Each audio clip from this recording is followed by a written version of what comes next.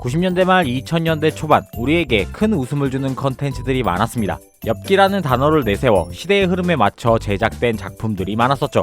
엽기토끼, 쫄라맨, 5인용 등이 대표적인 그 예라고 볼 수 있고, 인터넷 보급과 더불어 만화책방과 비디오 가게 등이 점점 사장되던 시기, IMF라는 국가적으로 힘들고 가족 구성원 대부분이 우울해했던 그 시절, 엽기 병맛 코믹으로 우리에게 웃음을 줬던 전설의 작품이 있었죠.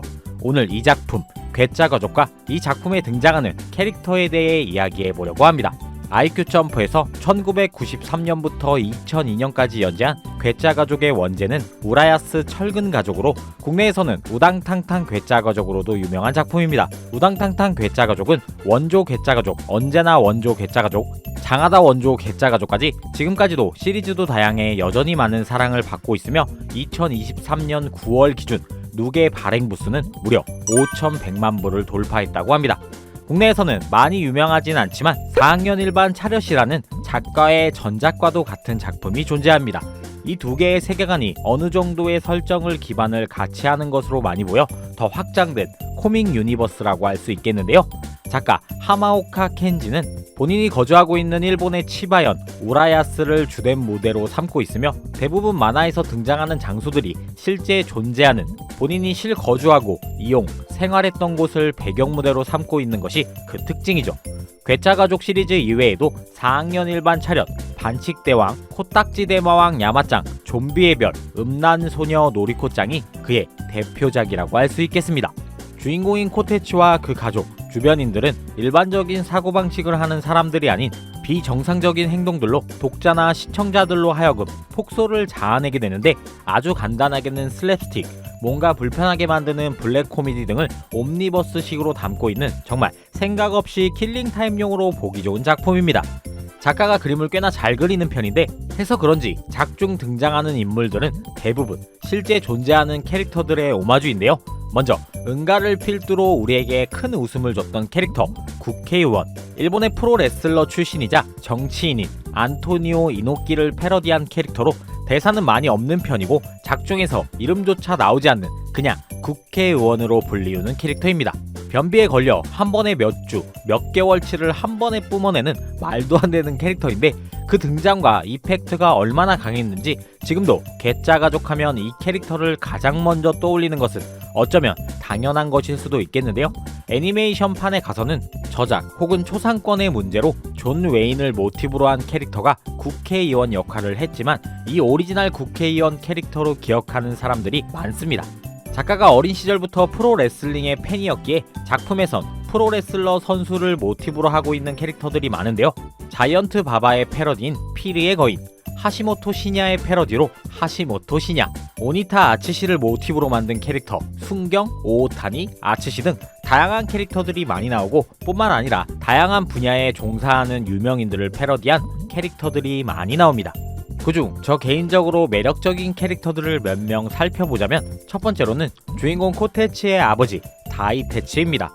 무려 스카이라인 2000GTB로 택시 운전을 주업으로 하는 캐릭터인데, 얼마나 게으른지 거의 대부분 누워있거나 흐느적거리는 모습만 보이는 캐릭터인데요. 기억에 남는 이유는 바로 그가 골초도 이런 골초가 없기 때문입니다. 담배를 끊기 위해서 노력하는 에피소드들도 많이 등장하는 편이긴 하지만, 끝내 이기지 못하고 담배를 보르채 피는 모습을 보여주기도 하거나, 담배를 하도 많이 펴서 집에 불이 난 줄 알고 동네가 난리나는 사건이 발생하는 등 정말 인상 깊은 캐릭터입니다. 두 번째로는 코테츠의 누나, 남자친구인 하나마루키. 멀끔하게 생겼지만 무엇 때문인지는 몰라도 항상 옷을 벗고 다녀야 직성이 풀리는 캐릭터입니다. 사실 본인이 벗는다기보다는 그냥 밖을 돌아다니다 보면 자연스럽게 옷을 벗게 되는데, 그중 라면을 먹다가 옷까지 전부 먹어버리는 에피소드는 20년이 지난 이 시점에도 기억이 또렷이 날 정도로 재밌었던 에피소드였죠. 세 번째로는 코테츠의 담임 선생님이었던 이소룡을 모티브로 만들어진 하루마 키류. 생긴 것과 마찬가지로 이소룡의 비주얼을 하고 있어서 항상 이상한 대결 상대들이 있는데, 베개, 장수풍뎅이, 아이스크림 등 진짜 별것도 아닌 것들과 싸워 대부분 패배하는 재미있는 캐릭터입니다.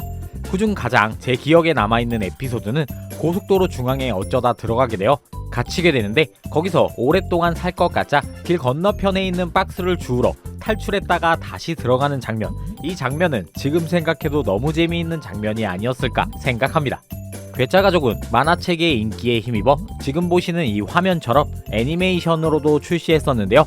1998년 6월부터 같은 해인 8월까지 TBS 텔레비에서 심야 애니메이션으로 방영되었으며 약간은 선정적인 장면들과 폭력적인 장면들이 들어가 온 가족이 함께 시청하는 시간대에서는 방영되지 못했습니다. 애당초 1화부터 이런 장면들이 있었 설정들이 원작과는 조금 다르게 변하면서 원작 코믹스만큼의 인기는 끌지 못했지만 한국에서도 2001년 5월부터 투니버스를 통해 방영했습니다. 나름 투니버스 리즈 시절 애니메이션으로도 언급되는 작품이기도 한데 만화책보다는 이 애니메이션으로 먼저 접한 팬들도 굉장히 많은 편이죠. 원작 특성상 한화당 오프닝을 제외하면 5분 내외의 스토리이며 만화책과 마찬가지로 간단히 보기 좋은 작품인 것 같습니다. 인기가 많으면 뭐다? 당연히 실사화를 하는 일본입니다. 이 작품 역시 근래에 들어 2020년 4월부터 9월까지 TV 도쿄를 통해 실사화를 방영했었는데 나름 싱크로율을 적당히 잘 배합해서 그런지 나쁘지도 그렇게 또 많이 좋지도 않은 평가를 받으며 잘 마무리된 작품입니다.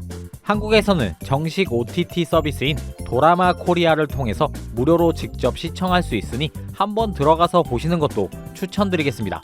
광고 아닙니다. 아 맞다, 뮤지컬로도 소개되어 나름 큰 인기를 끌기도 했습니다. 이 괴짜가족이라는 만화책을 봤던 그 시절이 그립기도 하고 학교에서 친구들과 돌려봤던 추억이 있어서 스토리나 설정 쪽으로 건드려볼까 했었는데 생각보다 에피소드가 너무 짤막짤막하기도 하고 시리즈도 따지고 보면 현재 연재 중인 시리즈이다 보니 이 정도로 마무리 지었습니다.